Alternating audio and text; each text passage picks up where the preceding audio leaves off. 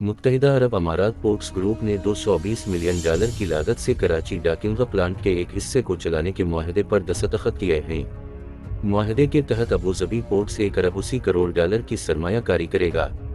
ये मुआहदा पाकिस्तान के लिए खुशकुन साबित होगा क्योंकि मईशत तबाही के दहाने पर है और हुकूमत कर्जों की अदायगी में मदद के लिए बड़ी गैर मुल्की सरमायाकारी के लिए बेचैन है।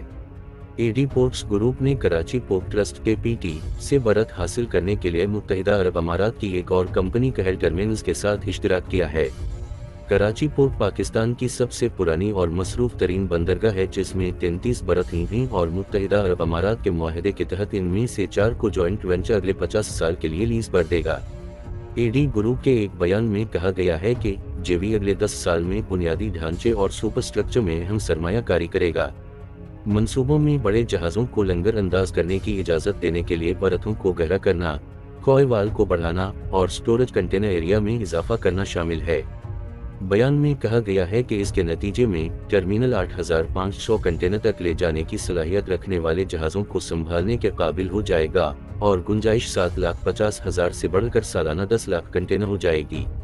ये मंसूबा बंदी 2026 के लिए है। मुत्तहिदा अरब अमारात ग्रांट्स, कर्जों और बरा रासत सरमायाकारी की सूरत में पाकिस्तान की मईशत में एक अहम शिराकतदार है और इससे कबल पाकिस्तान की हुकूमत को एक ऐसे वक्त में बेल आउट पैकेज दे चुका है जब जमानत दे चुका है जो कर्ज की अदायगी में कई माह से नाकामी के दहाने पर है।